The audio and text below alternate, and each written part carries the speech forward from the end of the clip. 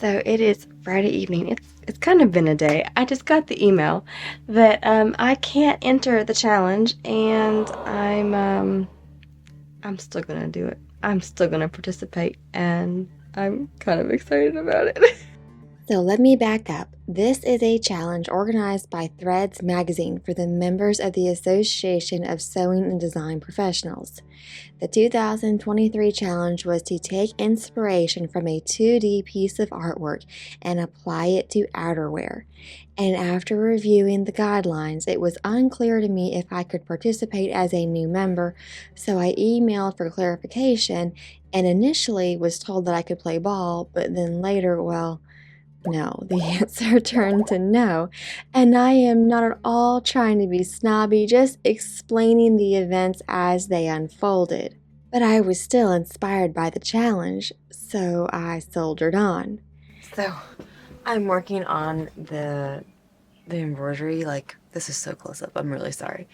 So I'm working on the embroidery stuff, and I have no idea. Like, the more I get this thing together, the more I think I'm getting this thing together, the more I have no idea how the stitches are going to actually work out. And I'm like, I've done enough shadow work, but I don't know how this is going to happen. And it dawned on me, New York is an easy, hour-ish plane ride from the Asheville airport. Back on me. Well, you know how we live in Asheville? This is New York. And they might have some Monet on their little island. So I Googled it. That led me to discovering this immersion exhibit, although Barcelona, Brussels, and I'm not sure, Turin? I don't know. Clearly I haven't been out much. It's definitely too far from my pocketbook. But the Biltmore? The Biltmore is just a hop, skip, and a jump from my little Walmart house. Although that ship sailed. So then I found this Monet Garden immersion yoga, not exactly what I was going for, but alas, I could do New York. I mean, I adore New York. So I started looking into flights. $62 is definitely within my budget, so I started down this path of, getting a ticket and seeing the dates, but thankfully, I saw another result before purchasing this plane ticket. Atlanta. That's a 2.5-ish hour drive. The plan is getting simpler and simpler. I gotta love that. Love me a simple plan. I can almost do simple, right? So I find a spot on the calendar, do my obligatory 2-minute search as prompted by the existence of a coupon code form field. April 13th. It was official. So when I left for Atlanta that morning, I had this little rental car, this little Hey Sport. Alright, so I am off to get some inspiration. Leaving the beauty of the mountains of western North Carolina, I was off to Atlanta. Welcome to Atlanta. You have arrived. So I am by no means a knowledgeable, cultured art person. I admire art, I appreciate it, and I feel grateful when I get to participate in the captivating, nurturing world of art. It's the older, wiser kiddos taking me under their wing and allowing me to play and grow thanks to their guidance. And those are Legos. I know, pretty epic.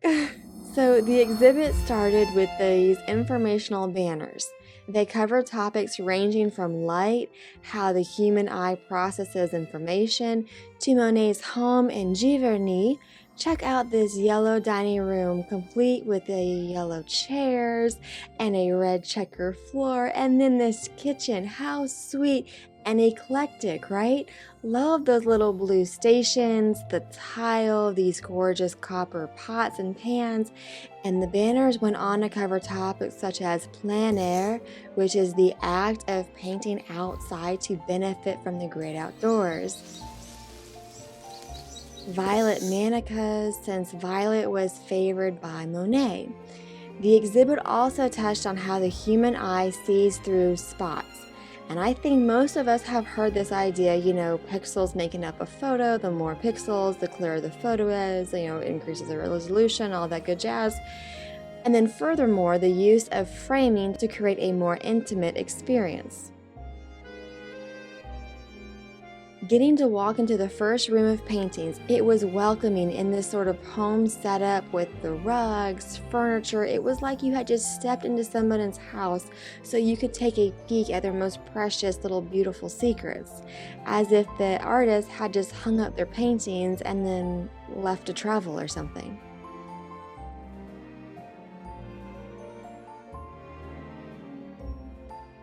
And the first thing that popped out to me was this shimmer on the photos. And I hope my uncultured self isn't insulting these pieces of art by describing this effect as shimmer, but that's the best that I've got. It was like they were sprinkled by a little fairy after Monet left the room. And how did he do this? I mean, really, what is this shimmer on Monet's paintings? Okay, maybe I'm not unjustified by this word. Okay, we've got Monet's shimmering mirror of water, and then this shimmering luminosity, oh goodness, here goes. Apparently though, this is a technique and you can learn more through a class with David Dunlop? I hope I'm saying that right. I'm sorry, David. So yeah, shimmer. These paintings had shimmer and I was all about it. Y'all know how much I love bringing bling to the world of sewing by the use of beads and metallic threads. And then these little notes were a wonderful touch. It added to the whole cozy, intimate feeling, like he had just left and you were taking a peek into his beautiful secrets.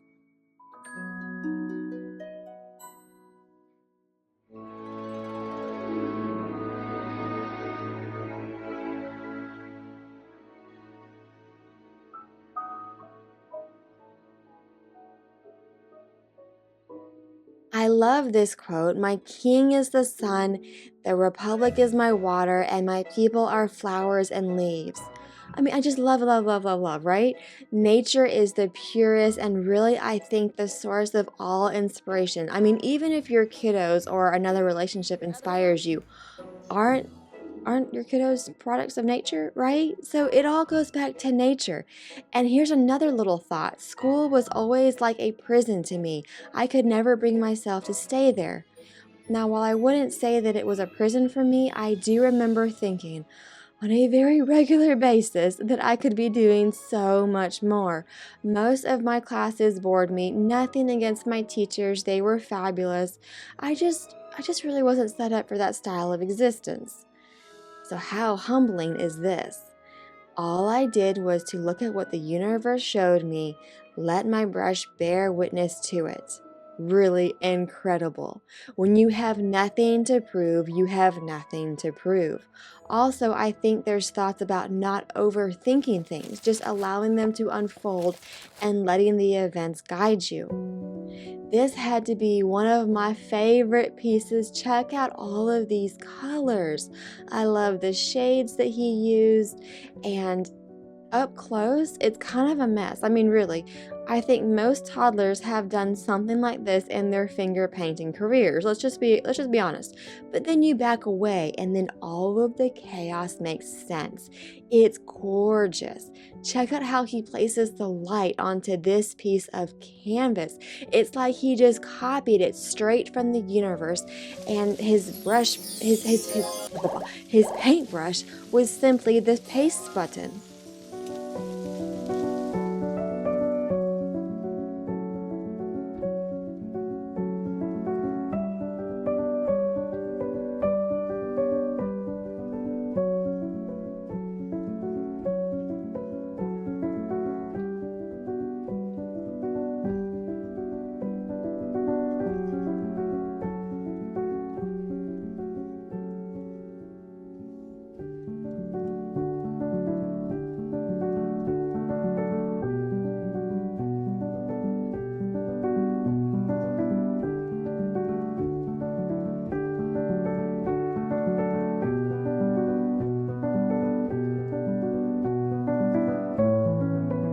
Once again, all these quotes are hitting the nail on the head for me.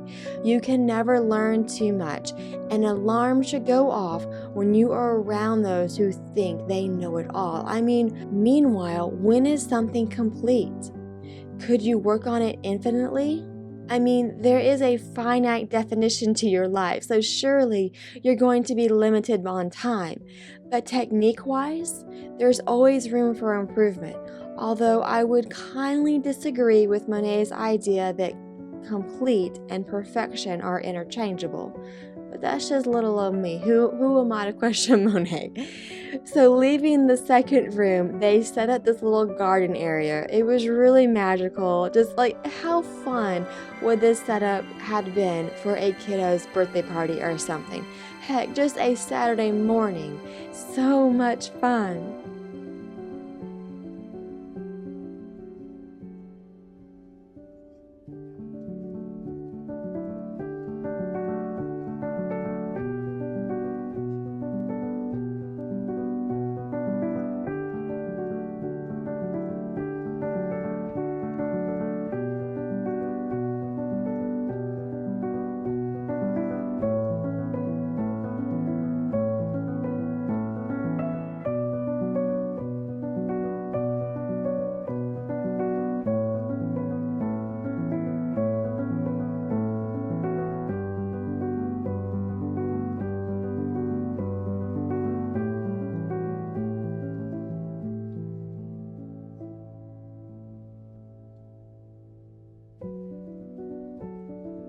The last piece of this exhibit was this giant room that had a loop video playing.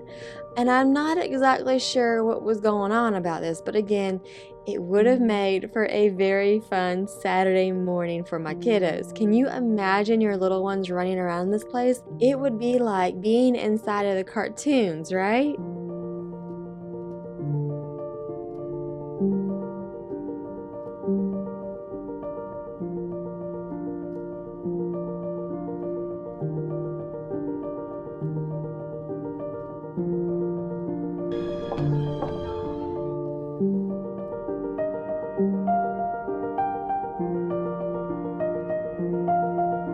Holy cow! I just saw Monet. Like I just saw. Okay, hold on. Wait. I just saw Monet's drawings like up close in person. You would think I knew that was what was gonna, like, I signed out, like I got a ticket for the Monet exhibit. You would think like, okay, you're going to the Monet exhibit, you know, to see they're gonna be pictures of, his drawings are gonna be there, right? Like, you would think that was like, duh. But it was like, I'm standing in a room filled with Monet, like, his drawings and his handwriting and his, like, of his thoughts and personal possessions. I don't really know. I mean, I really like his artwork. I'm not an art connoisseur. I don't know, right? But I've always been drawn to Monet. I had a credit card with the Monet, one of his drawings. I mean, I've always been like, I like his stuff, but I'm not like, oh, I'm an artist person or this and that. I couldn't really tell you much. I learned more about him just now than I knew, like, but it was just magical being able to stand in front of his drawings and like see all the detail up there. And yeah, I'm even more pumped about this project than I was before seeing it, and it was really cool getting to see the actual texture and the techniques that I had thought about. You know, I've had brainstorming for the project. I'm like, these techniques I think are really gonna work, and the materials and all that sort of stuff has sort of solidified some things, but it also allowed me to see his stuff so I can kind of like get the details pinned down. I'm really excited to design this. Maybe I want the other lens. Hold on.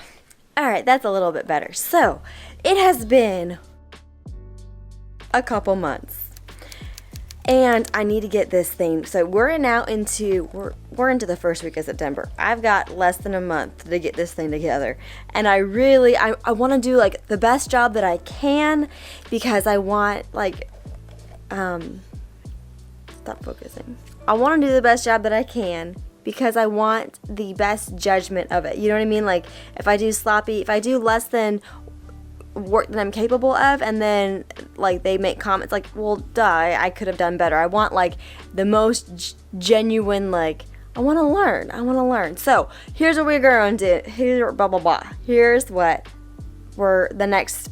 I've been going around in circles on this project a little bit, right? I've been sidetracked with this on life and this, and we've done a couple different businesses. Second, it's like revving, and third, it's dragging. This is such a cool thing.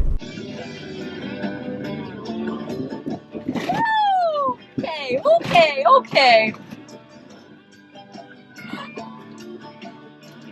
All right, we didn't get stuck. It's always a thing. Oh my gosh, do I have sawdust in my hair? Because we started that sucker back up. So I am coming back to this project. I'm focusing. The next bit of this, the next step is to pick a pattern. I have the design kind of like rough draft in the computer, and I think I'm at the point, and it'll give me good direction to get a pattern, and then I'll take the rough stuff that I've got on the computer and apply it to the pattern, and that will get me to move forward with this whole project. I'm very excited about it. I'm excited to go to Colorado, and just I'm excited to get out and meet the people and just all the above. So we need to get going on this project. Alrighty, let the fun begin. First, I'm searching for this coat pattern. It is a pattern I got from a company called C'est Dimanche in French, which translates to It's Sunday. Personally, my company would have had to have been named C'est Dimanche, Lundi, Mardi, Mercredi, Jeudi, Vendredi, and Samedi if I went that route. But to each their own. I bought this pattern maybe 4 years ago, I don't know, and it was such a fun thing pulling it out of my mailbox as it shipped straight from France. So it had all that fun international mailing stamps on it. It's the little things in life that make my heart go pitter patter, y'all. It doesn't take much. Oh, I'm fun at parties. So once I found the pattern, I went to making this round one. I wanted to do a trial run since this coat was a little unusual, plus I am not at all a coat expert. So before investing a ton of time onto the embroidery, I wanted to get a feel for the construction. I guess this process is commonly referred to as a muslin, but since I always want to maximize my time, I'm picking decent fabric because I might get lucky and have some sort of wearable garment, you feel me? So I got this together, and overall, we're headed in the right direction, but there are some things that I'm actually going to do a second round. Because what are the things I don't like? The things I don't like is how this comes. The things that I don't like are how it comes together. I don't care that they added, well, first they added a backing to hide the loops. First of all, I don't want to use the loops. Even when I was putting them in, I was like, I'm going to try them. I haven't tried them in a while. I don't know. I don't like using these loops. If it's a one-off thing like a wedding dress, like fine, but something that's more than once, I'd rather, these things are a pain. You gotta get a crochet hook out and it's the whole thing. I don't want to use them. So because I don't want to use the loops, now I don't need to add the backing. The backing adds more bulk. But then beyond that, what happened is, I don't know if I did something wrong. The directions are in French. So, je parle un peu de français. So, it's probably me. But how this came in the back, I'm not thrilled with. I would rather have the facing go all the way over, and then I'm not sure how I'm gonna finish off the facing. Like, I just have a seam binding here, but with the actual, with the garment that I'm aspiring to, you're gonna be able to see that, and I'm not thrilled about that. So maybe I'll just take the facing and do a hand rolled, ooh, that's a good idea. Have a hand rolled edge and just have it kind of tacked in place, maybe floating around. I don't know. The other thing I'm not thrilled about is that there's no collar in the back. I feel like, it's not part of the fun. I love the collar. I think it's a great shape, but there's no collar in the back, so I'm going to draft a collar to put in the back. I am also going to extend this down, and I think I'm gonna add some smocking into here, which I'm really excited. Oh, we just got better lighting, didn't we? I think I just blocked out this lighting over here, so I'm not backlit anymore. Anywho, so I think I'm going to introduce some smocking. I'm going to introduce that into the next round, and then the next practice round. Hopefully, the next practice round we can tidy up what I don't like about the facing and introduce the collar and have the collar be nice. And then we can also introduce the smocking, check that off, and feel comfortable. Also lengthen this as we go. And I tried this on Daisy. The arms are too long, so trim up the arms. And after the next one, be ready to do the real thing. So, oh my gosh, that's exciting, right? And it's like 3 weeks from Colorado, so I need to get going.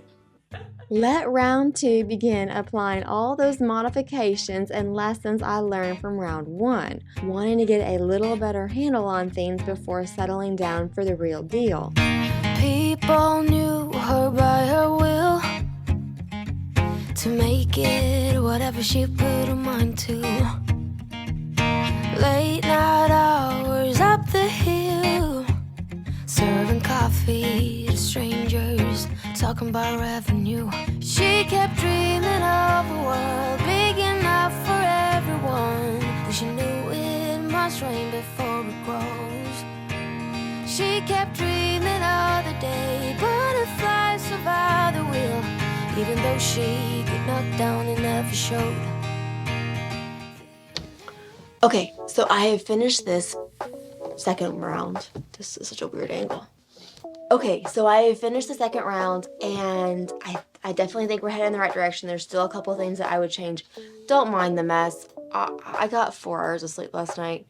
It's better than no hours of sleep, but, you know, I much prefer more than 4 hours. Anywho, so yeah, we're headed in the right direction. There's a couple things that I still want to change. I like the introduction of the placket instead of the fabric thing that we did on the first one. So I think I'm going to do that on the next one. I still don't care for how the collar's gone together. I actually think I'm going to line the next one, which I know is a big thing to change, and I hope it goes well. I do really like the short sleeves, especially with the vibe of this whole like Monet, light, airy, whatever. So I think I'm going to go with the short sleeves on this. And then I made this one, since it's a practice thing, I made it shorter in length, but the Monet one's going to be longer. That way I have more space to work with the embroidery. The other thing is that these pleats, I wanted to be like light and airy with the Monet thing, but I do think it needs some more pleats, so I'm going to increase the width there. That way I have more fabric to pleat up to make more pleats. That's how the whole thing goes together, isn't it? So, oh, and the hem. So this one, I just hemmed it with some entredot and lace, and then that one is going to be hemmed, I think, with organdy, because I wanted it to be like, I don't know. I'm excited to get into it though. I'm excited. I've been dreaming about this creation for, I don't know, 6 months or so, and now I finally get to wrap up my thoughts on the design and then get to the embroidery work and get to put it together. Colorado is 3 weeks away, so we gotta get going. So let the race begin. First, I mark the area for the smocking. I'm setting up a little grid with rulers, nothing too crazy, and then I transfer the embroidery motifs.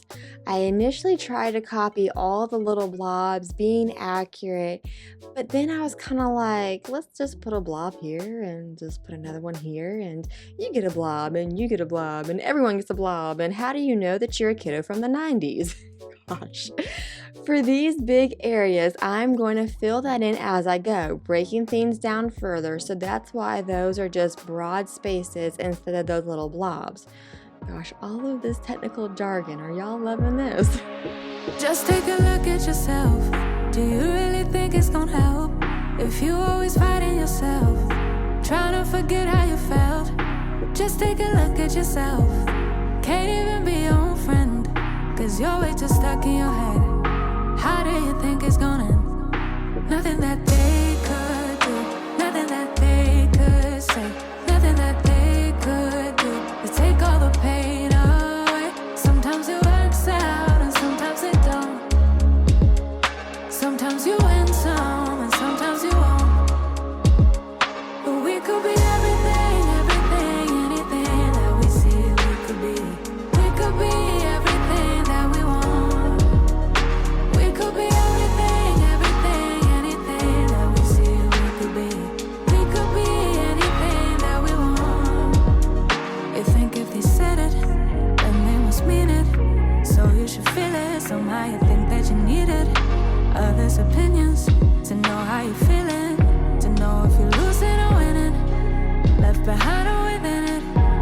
If you're sinking or swimming, existing or living. Nothing that they could do, nothing that they could say, nothing that they could do to take all the pain away. Sometimes it works out and sometimes it don't. Sometimes you win some and sometimes you won't. But we could be everything, everything, anything that we see we could be. We could be everything that we want. We could be everything, everything, anything that we see we could be. We could be anything that we want. But we could be everything, everything, anything that we see we could be. We could be everything that we want. We could be everything, everything, anything that we see we could be. We could be anything that we want.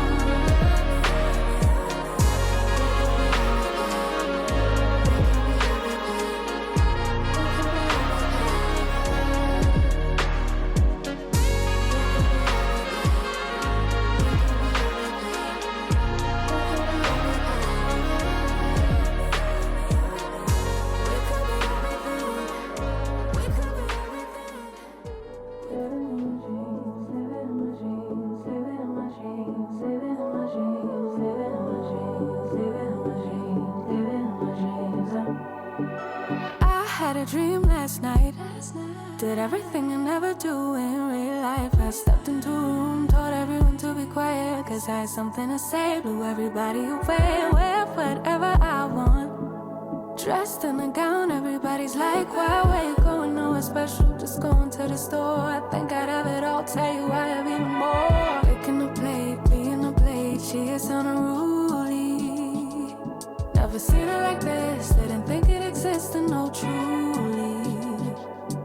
Don't get in her way, she's not here to play, she'll get moody.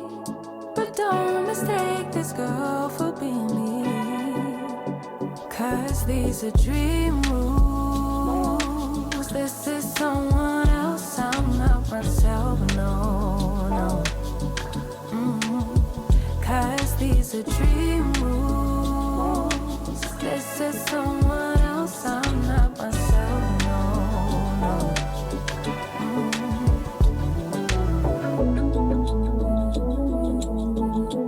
Living in my dreams all night. Living in my dreams all night. Living in my dreams all night.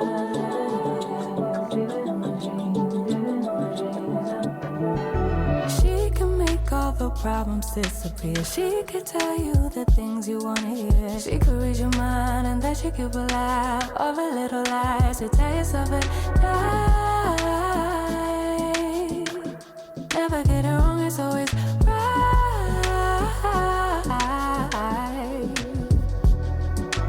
Making a plate, being a plate, she is unruly.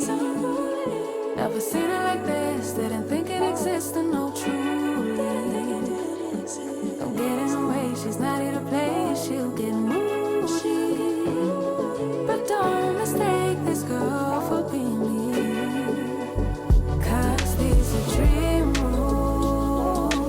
This is someone else, I'm not myself, no, no. Cause these are dream rules. This is someone. And there she was, folks. I mean, almost in her entirety. I purposely left the areas around the side seams bare since I'm going to connect those areas later after the seams have been sewn. I want the motif to blend as the coat transitions from the front to the back, and it was within the embroidery work that I stopped trying to get this done before this conference, before the ASDP conference. Could I have gotten it done? Yes, but it would have taken all of my focus, and for why? They already said that I couldn't enter, so sure, I would have liked to have gotten some feedback, but honestly, that would have been a gamble that would have required me to travel with this garment through the airports as well as put the rest of my life on pause. So instead, I decided that it was wiser to complete this on my own timeline. I take off the little bit that I had scabbed onto the coat so it would fit into my embroidery hoop, and now, let's get this coat together. I had been playing around with this in my mind while embroidering, like how to construct, do I use horsehair, sew in some interfacing, what about the lining, how to support the structure. So I've got some thoughts brewing as I begin, but really I'm going to let the process guide me. First things first, that sparkle. My first thought to get that shimmer effect is to use one strand of this metallic thread. I'm thinking of quilting it throughout and hoping that that goes well.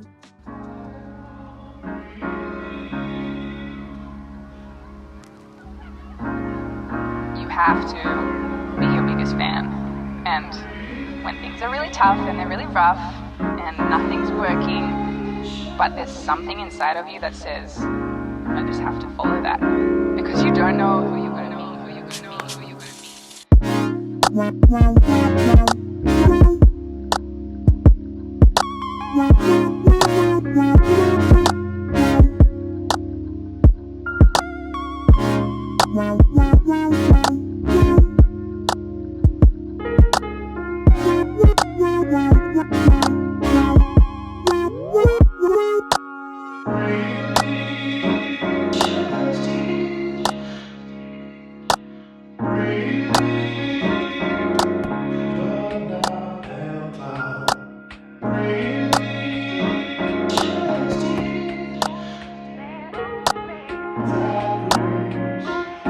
Because you don't know who you're going to meet, who you're going to meet.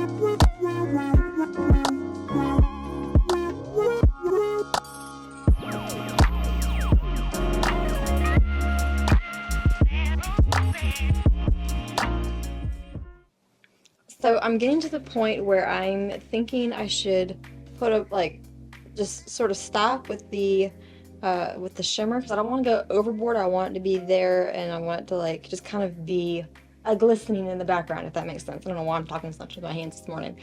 Anywho, but as I've been doing this, there's a ton of thread on this back side, like the whole shadow work.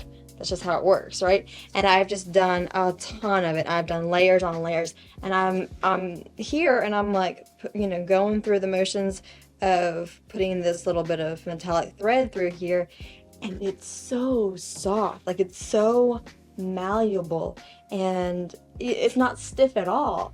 And I remember reading that in Claire's books, that's one of the reasons why couture sewing does so much with hand sewing. I think it's like an often people are like, oh, couture has to all be hand sewn, and it doesn't. They've got fancy sewing machines. They know how to, they choose to do hand sewing for a number of reasons. One, for the control of it and getting things as accurate. Like, you get just so much more control, so your accuracy increases and all that sort of stuff. But I remember her also saying in that one of the benefits is that the seams are very soft, and it's just like as you're wearing the garment, it's a more pleasurable experience because everything just kind of like falls in the greatest way and just molds around the shape of your body, and it's just more comfortable and all that sort of stuff. So I think I'm going to be sewing, I'm going to say all of this by hand. Like, why not? Like, I've been wanting to dive more into all of that. I have never sewn, I don't think I've ever sewn a garment completely by hand. So I think this will be my first. I envision, I'm like thinking of the steps ahead, and I'm like, I think we can do it all by hand. I mean, I don't know. We'll just kind of go from there. I'm definitely going to be phoning a friend on this one, going through Claire's books. Like, how do you actually sew seam by hand? Is it a simple running stitch, just very tiny stitches? I don't know. But I'm eager to learn. So, anywho, that's sort of my thinking at this point, and it's evolved from, doing all of the shadow work and then taking the metallic thread on top of it, feeling how soft things are and how wonderful malleable they are. And then I remember thinking that, like, as I'm thinking that, I remember like, oh crap, not oh crap, but I remember like that was something that was talked about in Claire's books. So it's just like, it's like doing this leads you to that, doing this leads you to there, and showing up, doing, that's what it's all about. And anyhow, I continued to apply the metallic thread until I had something that looked like this. How fun, right? Just a touch of sparkle.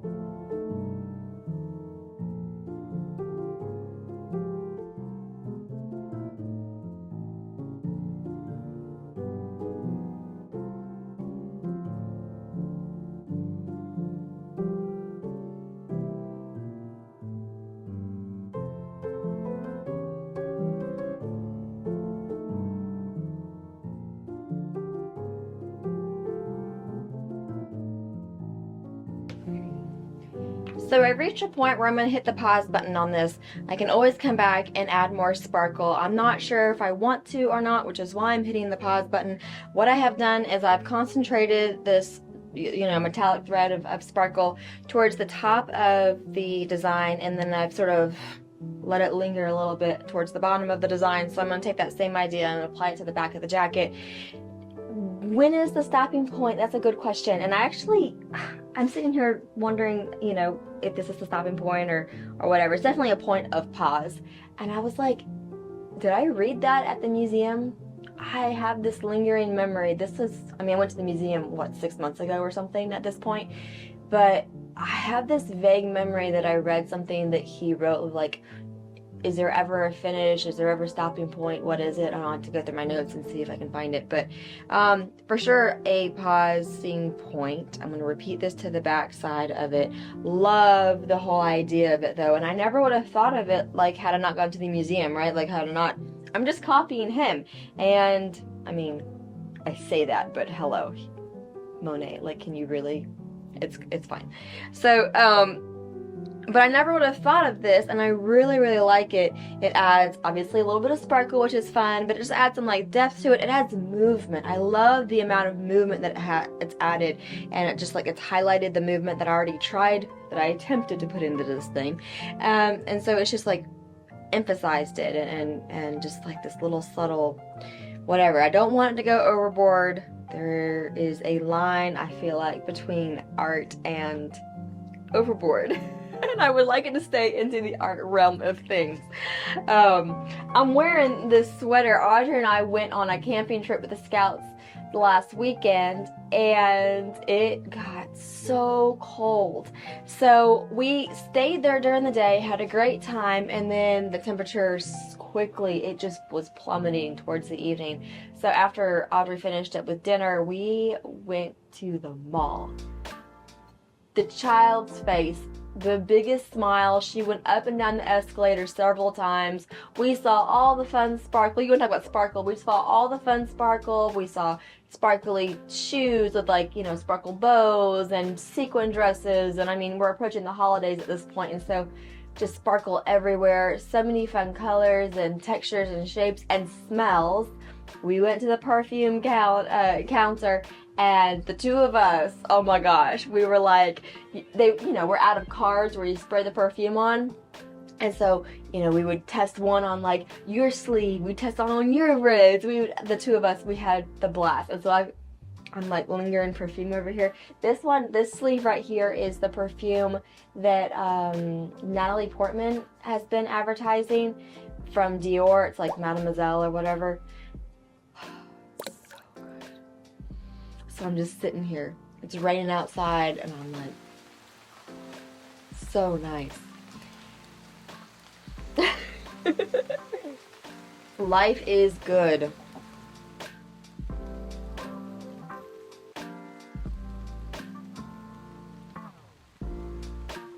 Now turning my focus onto the smocking area of this coat, I begin by applying some sparkle, still using one strand of that metallic thread. Same as before, I put it in below the smocking area, like below where the smocking section is going to go, as well as throughout that section. I don't really know what I'm doing, but I'm just going with what feels right, and I'm having fun, so it's all good, right? Moving Christmas aside, let's begin layering some color, shall we? This is Speckler Vogel's Blue Satin Batiste from Farmhouse Fabrics, and I rip a strip to the width and give it a pressing. Gotta say, I love, love, love this Smoky Mountain train. Now, when I was here with baby Daisy and then baby Everly, this stupid train and its stupid whistle became the vein of my exhausted existence. But now she's lovely, so quaint and charming. And backing up a little bit, most of the time I rip rippable fabric, and then I go on about my business. But for this project, I decided to cut the strip out and said, so round 2. And before pleating this strip into the garment, I applied a very tiny zigzagged edge to the bottom of the strip. Well, so that the bottom of the strip will be well enclosed, right? Like, genius, I know. Then I start pleating the strip together with the garment by hand. It's been 22 years. This is crazy to me. There've been, some of them, things have been awful. I'm muting this meeting. I am picking up the camera. This is crazy to me. So, wanting to expand, I'm in this middle of this Zoom meeting, it's still going on, but I'm just like, okay, so, January, this last year, I wanted to expand, right? December, turn of the new year, it was like, okay, how can I grow, how can I expand, how can I just meet cool people and sewing and yada yada, right? So I'm Googling, I found this group, and I am not talking bad. I'm not talking bad. Like, I went to the conference, I did a video editing, I taught a video editing class, I met really cool people, it was a lot of fun. Like, I'm not talking bad. But I'm in this Zoom meeting, and I just had to stop what I was doing. I'm actually I'm in the middle of working on, like, this is my thing, right? I'm in the middle of working on their challenge, and I had while I'm doing this Zoom meeting, and so the lady running it, or I don't know if she's running it, she's like, if you didn't enter it, why didn't you enter it? We're really confused or whatever, why people aren't entering, and we want to, get more involvement and blah, blah, blah, blah, blah. Hi, you didn't let me enter it. Again, I'm not upset, but then don't go on the Zoom meeting and be like, I don't know why people aren't going to enter. You didn't let me enter it. I'm an emerging member, and also the rules were a little confusing. So I talked to another member. Like, this happened months and months ago, right? Remember earlier, like, I emailed like, hey, can I enter? Yeah, I think you can, because it wasn't worded nicely. It wasn't as straightforward. Well, the woman who is complaining that other people aren't, or whatever, confused that other people, why aren't the people aren't entering, was the one that said you can't enter because you're a new member. Like, how is that supposed to be encouraging? Now, the crazy in me, I'm still doing it. I'm still working on it. But that's, like, I'm not trying to toot my own horn by any means, but I think most people, especially as an emerging thing, like, if they're like, oh, wait, you're a new member and you can't come play with us, most people would be like, okay, well, peace out.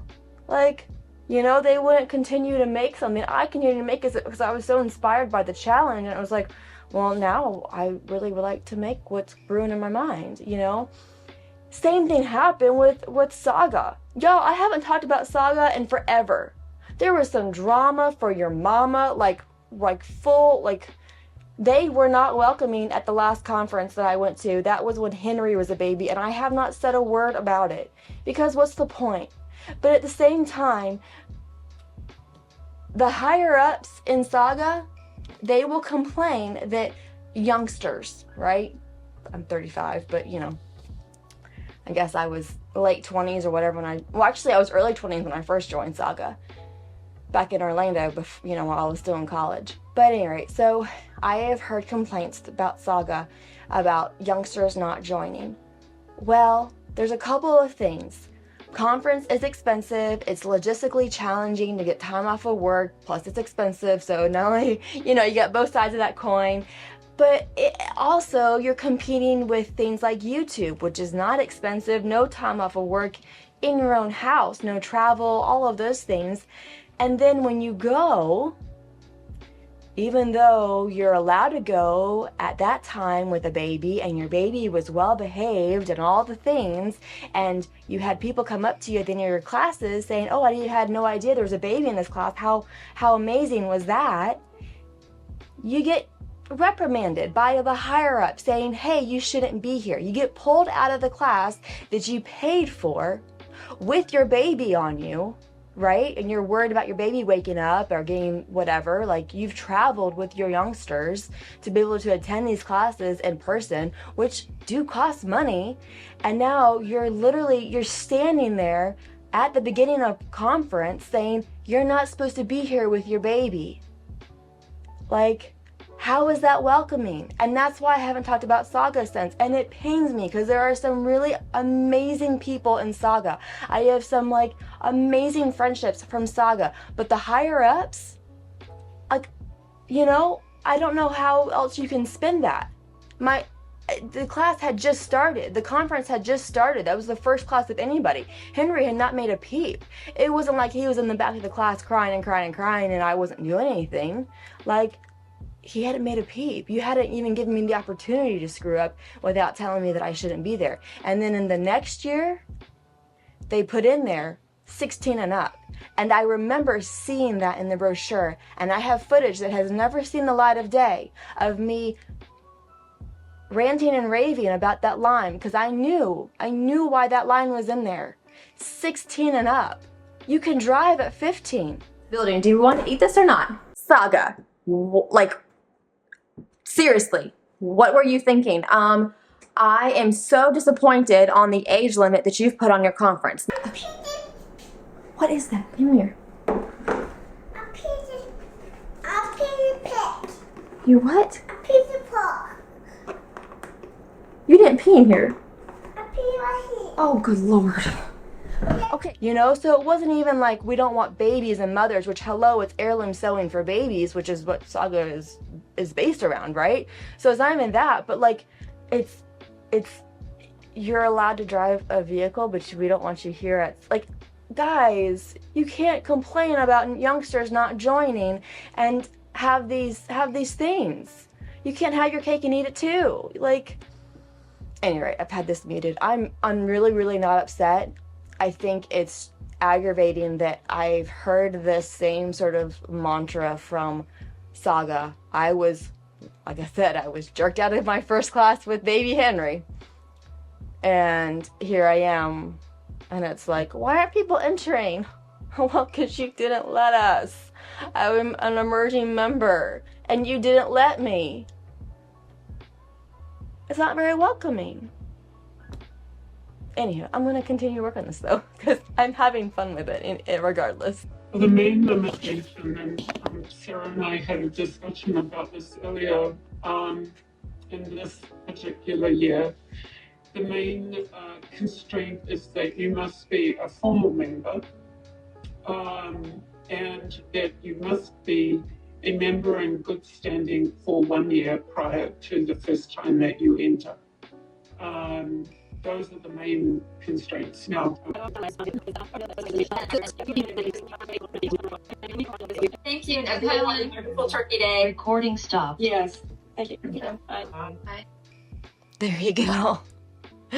That was the end of the meeting. Yep. Have to be there for a year. But if you're retired, you can come back. Why do you have to be there for a year? Everything around you that you call life was made up by people that were no smarter than you. And you can change it. You can influence it. You can build your own things. And it's fine if you want to have, I guess here's my gripe. It's fine. It's your association. If you want to have those rules, it's fine. We can debate if they're welcoming or not. It's fine. But then don't go on the meeting and say, guys, why didn't more people enter? That's my gripe. You can have your rules. It's your association. You can have your rules. But then don't complain when you've told people, like I would have entered. You would have had another entry. Like, that's my gripe. Same thing, Saga is allowed to they're allowed to have their own rules. They're allowed to say no babies in class. They're allowed to say that. They're allowed to say no 15-year-olds. They're allowed to say 6. But when you don't have the rules, because when I was brought out in the hallway, my first response was, there was nothing in the brochure saying that kids can't. And she said in the hallway, she goes, I know. You're allowed to be here with your baby. We didn't say anything about it. So then in my opinion, the proper response should have been from Saga to bite their tongue. There should have been no reason that they pulled me out and said, you should not be here with your baby. Because that makes me feel unwelcome. That makes me wonder who doesn't want me there with my... And that's just, like, you're on edge anyways as a new mother. You're breastfeeding. He was 2 months old. You've just gone through the whole delivery thing, right? Like, you're already, like, you're off your turf. You're in a hotel room. You're out of your space. All the things, right? And then at the beginning of the conference, you're just like, you're not welcome. No, they should have bit their tongue. They didn't put it in their brochure. They acknowledged they didn't put it in their brochure. And until there was an issue, they shouldn't have said anything. There never was an issue with Henry. Like, like I said, he was completely quiet. So they just should have bitten their tongue. And then next year, they should have like, hey, we don't want babies, which is fine. But consequently, don't complain that youngsters aren't coming, because youngsters, you're competing with YouTube, which is super convenient and free, and you're also competing like with the lifestyle of youngsters. Like, often we have little ones. That's kind of the phase we're in life. Like, if you want youngsters to come, often we have kiddos. We all don't have like grandparents that just whatever, or preschools or this and that. Like, that's not. Anyway, you can't have your cake and eat it too. Don't complain that people haven't entered and then tell people they can't enter. Don't complain that people come with their babies but don't have the rules. And pick one or the other, right? Like, either you want new members and you want entries, or you don't. Don't complain about it. That's my point with all of this. Truly, I am not upset. I did not get upset. And I am not saying anything bad about anybody. Honest to goodness. I'm simply pointing out that rules outside of nature are up for changing. So basically, don't set rules for yourself that get in the way of your goals. It's as simple as that. If you do such, and then you complain that these rules you've put onto yourself are getting in the way of your goals, that complaining, you just look a little foolish. I say that as nicely as I can. Moving right along, I apply the blue strip down, matching the bottom zigzag edge up with the bottom row that'll be smocked. Well, I guess technically it's just below the last row that'll be smocked, so I'm not splitting threads, you know what I mean? And then I baste this into place. Once the strip is basted into place, now I can begin the process of pleating her up. I do this by hand, even though yes, you can pleat 2 layers together, and I've got videos on my channel that go over that idea, but I really wanted to put the cherry on top with this project, you know? So by hand it is. What's a few more hours after you've already done some 195 on the embroidery? So I have finished the pleating in preparation for the smocking, and I'm looking at this with like the little bit of shadow blue. I'm really excited for how it's gonna squish together and the color's gonna condense, but I think before I do that, we're gonna need some more glitter, some more shimmer.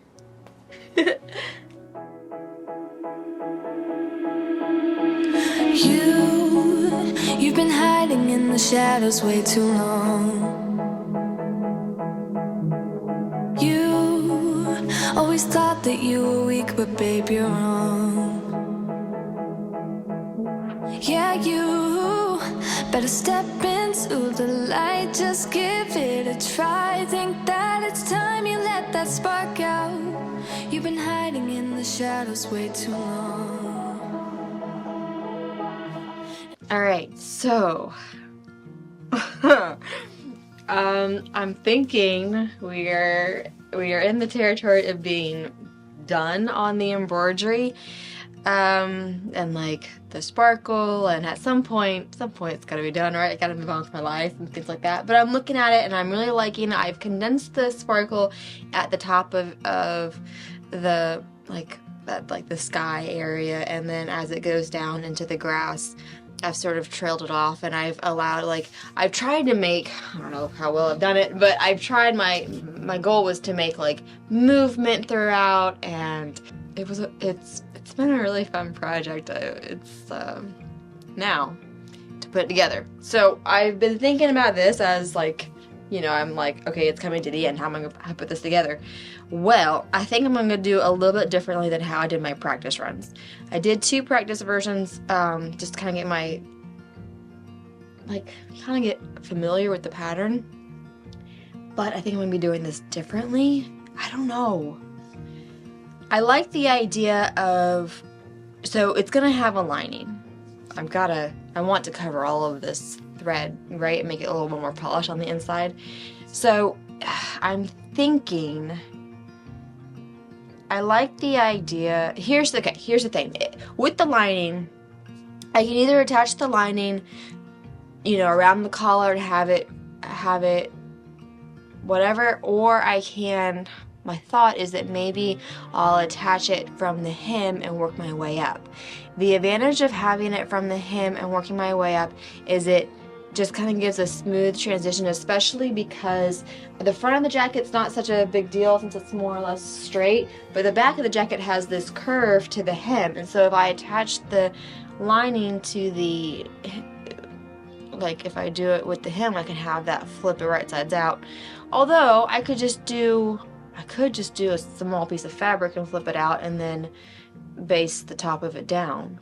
Maybe I'll do that instead, because the issue with attaching it from the hem up is that the front of the jacket has all this smocking, which means it has a ton of fabric that's going to be compiled together. So if I have that yeah, that's not going to work well. So I think, I'm talking out loud here. You can see how the process works here. I think what I'm going to do is just do a one-off piece to handle this hem and flip her outsides out. I think that'll be better. Also, I'm wondering about horsehair. I'm thinking about attaching some horsehair around both the front and back of the jacket for the hem, just to kind of give it some nice structure. So I think that's the next step, to do the horsehair. I don't think I want the horse. Do I want the horsehair in one big old piece from the front to the back? Oh, maybe I do. What do I want out of life? That's a good question. Maybe I should hold off on that.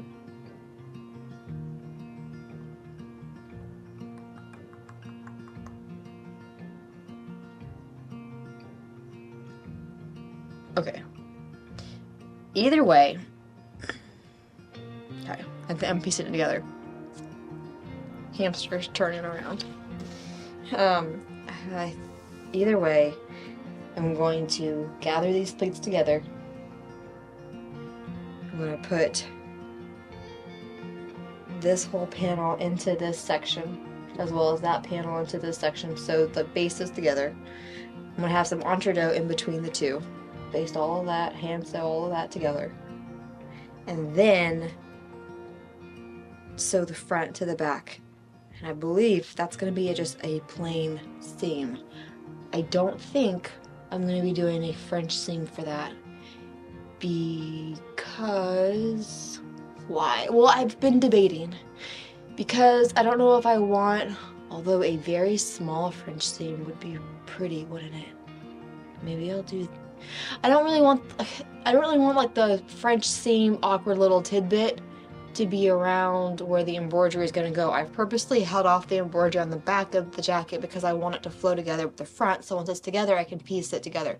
So I think I'm going to stick with my plain seam, and the lining, I'm going to have a lining, so that's good, and that's less bulk, and then it's nothing to work around and have like an awkward transition with the thread that's still coming, like the embroidery, the floss, not floss, floesh. It's all been floesh. My gosh. Okay, so let's pleat her up and get the pleats.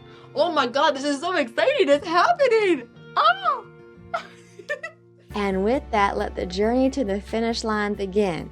I'm cutting out the smocking edge, like that upper edge that was marked way back when.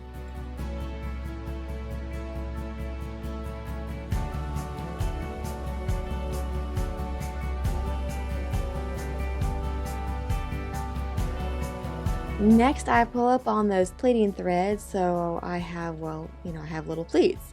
Little pleats for smocking. I know, earth-shattering stuff going on over here. It's a little bit of a dance getting these pleats pulled up nicely between having the two layers and then the pieces of the metallic thread, kind of having to wiggle things around so everyone falls into their place. And then I realized that I pleated across the entire thing, but I didn't need to do that since, well, the smocking isn't going across the whole coat. There will be two sections of smocking, one on either side of the first of the front of the coat. So I pull out those threads, tie them off, and I continue to pull up on the gathers, wiggling things around, and then blocking the smocking to the necessary length. It's a little bit of a process, but that's okay. I mean, it's not like it takes 195 hours. I mean, that would be crazy. Who would do that? I've got 2 rows of stitches that are holding the pleats tidy at the top, and then my first row of smocking will start below them, like of permanent smocking.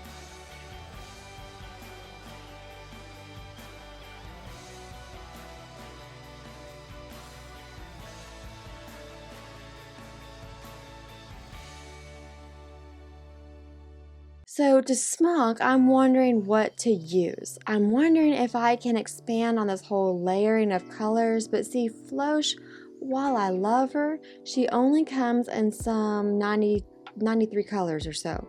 And that might sound like a lot, but it really isn't. So I try out the blue that I think might has a chance, like it might have a chance of making me happy, but it doesn't. I'm not happy. So I take that out. And instead, I use 2 strands of metallic thread. I know things are about to get wild and crazy up in here. I might just have to go find my mind, y'all. So since I like the idea of, gosh, I'm so fun at parties. So since I like the idea, though, of a pop of sparkle, I am smocking this in a honeycomb fashion. You do 1 stitch, take your needle down so you can backtrack 1 pleat. So 1 pair of joined pleats is sharing with the other pair next to it. Does that make sense? It's a really neat look, but yes, it does take a bit more time than the typical English smocking stitches since you have to keep transferring your needle back and forth. But again, it's not like it takes 195 hours, y'all. I mean, that would be crazy. Okay, so admittedly I'm not done with the smocking, but I'm at a point where I can attach it to the garment, and I like to work with as complete of a garment as I can when I smock. So let's attach the entredeaux in between the seam.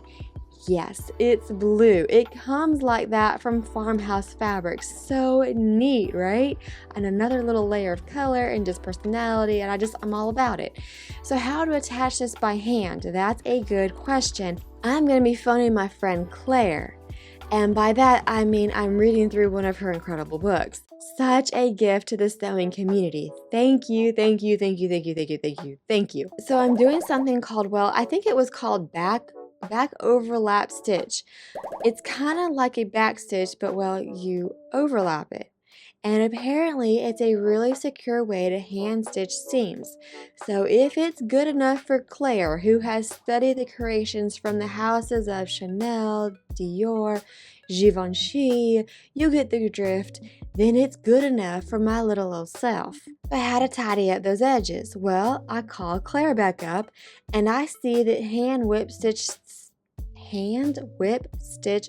oh my goodness, hand whip stitching, say that 10 times fast, y'all, is a theme. So I go on my merry little way, whip stitching away. After giving that a pressing, I do a little hand top stitching and hide the stitches in the ditch. Y'all, you really can't see them. It felt like I was cheating the system. My life has been forever changed by all this hand sewing. I trimmed down the other side of the entredeaux so I could rinse and repeat this process. Although this time I stitched back and forth using small stitches that overlapped in the same fashion, but I made sure to keep my needle kind of perpendicular to my fabric so I didn't smudge things around in this process. You feel me? This is December 2nd. I am finishing up this Monet inspired jacket that I've been working on for months. I'm learning so much. I want to continue, of course, learning about sewing. I want to get back to learning about stained glass. I would love to do renovation, like restoring, not flipping by any means, but restoring homes. I just want to go back to as much beauty and art that I can dive into. That's where I want to be. The more that I dive into beauty and art, the more I'm like, that's where it's at. That's where things, that's the wholesome purity of life, is of art. And art, I think I can, I define arts as simply as it is a, quote, hobby with a purpose. So it doesn't have to be like whatever Van Gogh, okay, Picasso. It can go to that side, but it also can go to restoring classic cars or homes or people doing ultras. That's art. I think it's honing in on who you are, what you find beautiful, and just owning it. I think that is art. And you're doing it because there's a purpose, right? You're not doing it, and it's a wholesome purpose. You're not doing it, to keep up with the Joneses or to have the likes on the face machine or whatever platform. You're doing it because you want to do it, because you get to do it. It's from a wholesome place. It's from a place of growth. Anyhow, so thoughts of life. Isn't this fun? Look at this. Oh, upside down. Here we go.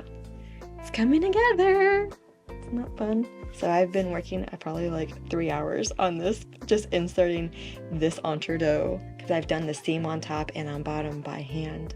I'm still in the process of doing the seam on the bottom. I just finished doing the permanent back stitches. Now I'm gonna trim her up and do the whip stitch on top. So nice to be at this point in life.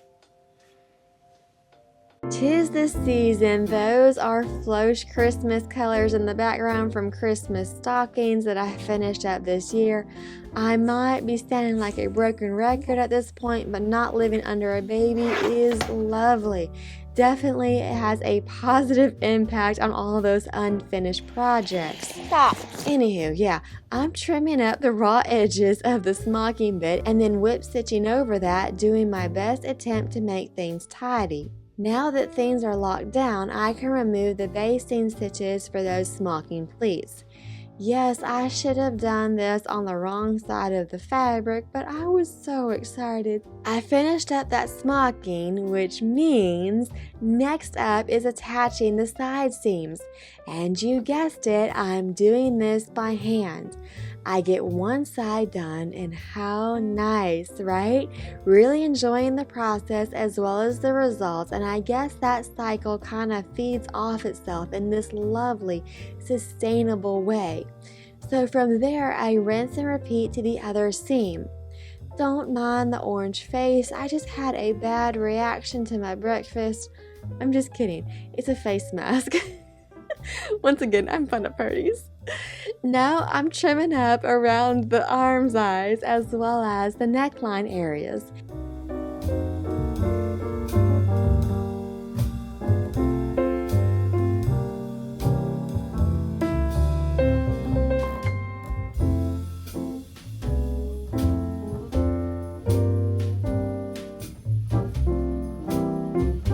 Giving those side seams a pressing, which yes, does mean that my marks are going to be erased. But at this point, I felt like I had a decent amount of experience on doing the embroidery. So, I mean, 195 hours later, I think that's safe, yeah. So I'm just freeballing it. I mean, it's impression art anyways, so it's not like it's fine. It'll be fine. Actually, it's one of the things I learned while doing all of this embroidery. I began the project by trying to do very even stitches, but I kept referring to the Monet printout that I had sitting next to me, and I just wasn't thrilled with what was going on. So I modified my stitches to be a little more irregular. And the more I kept making them irregular, the more I liked my results.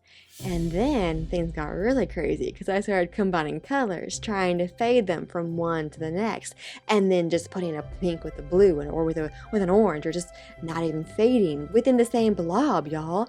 And I really liked how that turned out. Basically, the more randomness and chaos I brought to my embroidery, the more I enjoyed the results. Just for reference, this little clip is about an hour of hand embroidery. Now that the side bits were complete, I'm bringing out the other goodies, as I devised myself a plan that would be the envy of most any man. One piece at a time, I'm figuring out how to assemble this little garment together. I've got white organdy as well as green and blue shades, and then more of this blue satin batiste as well as this gorgeous blue dotted Swiss. So how to layer things? That's a good question.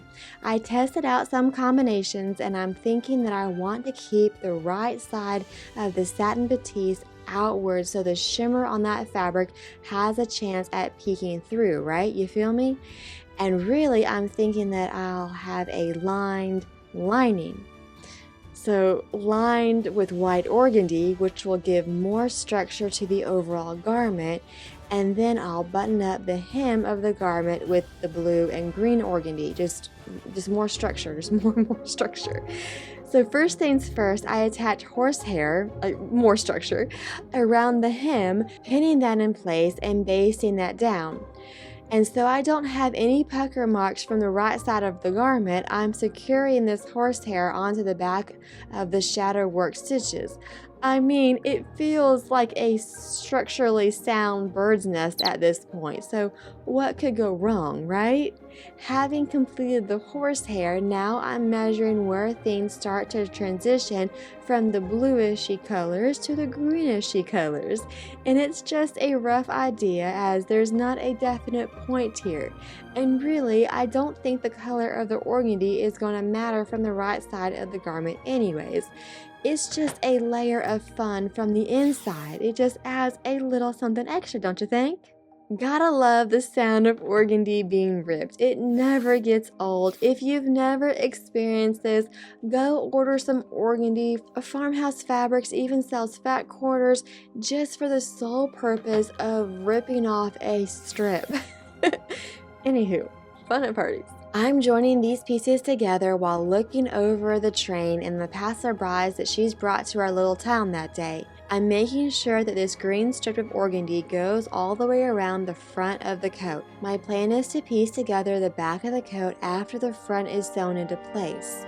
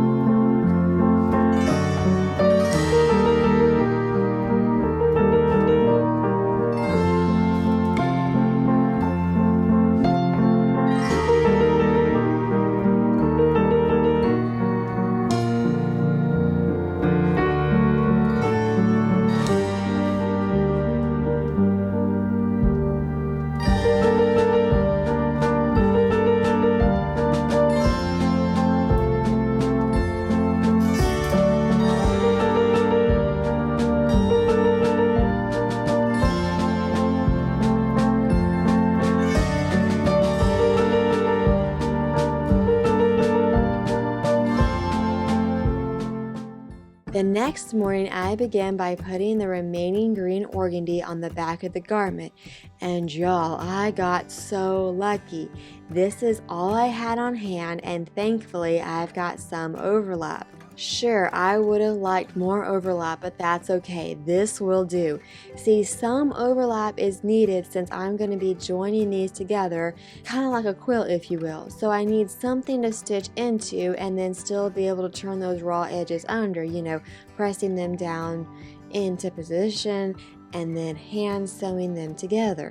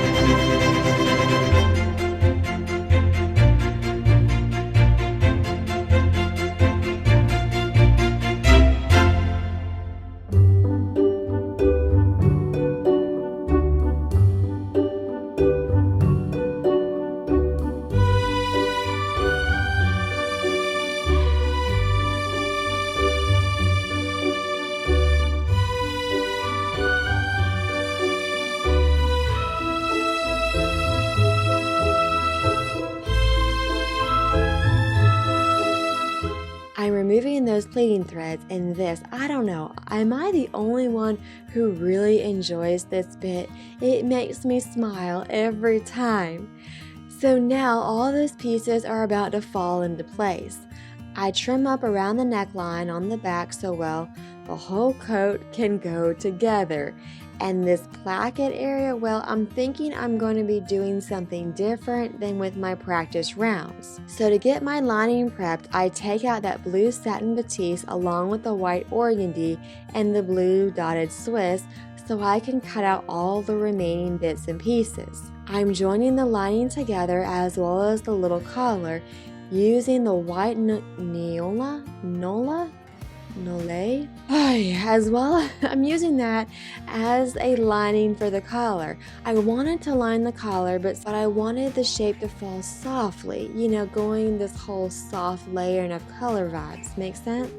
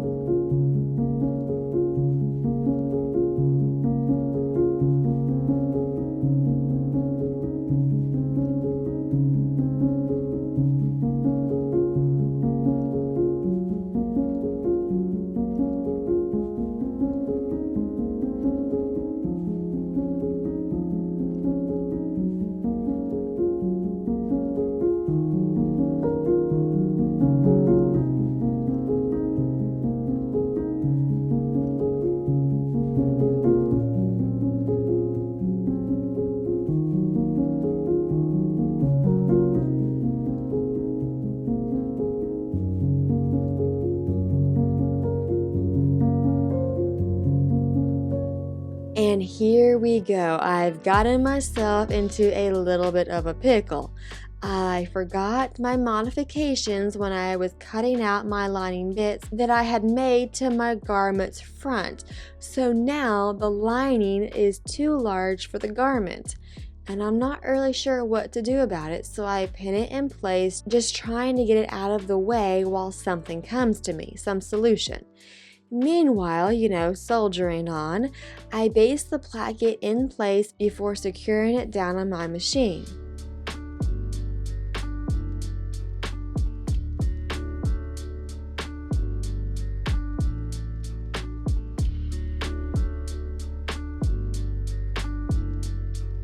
Y'all, check this out. It's almost done at this point. I'm working through that collar, pressing the bits into their places, and letting things fall into place so it'll guide me on how to resolve this collar issue.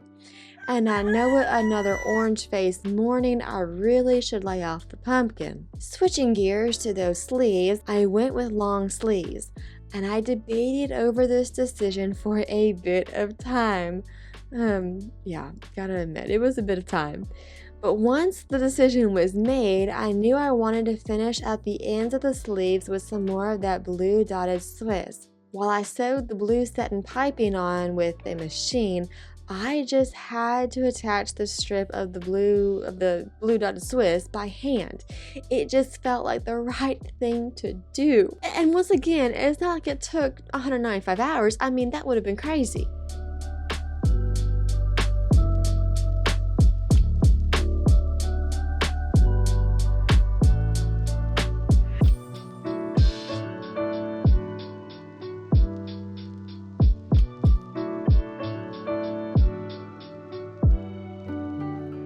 I've arrived at inserting these sleeves, and a massive mistake is about to reveal itself to me.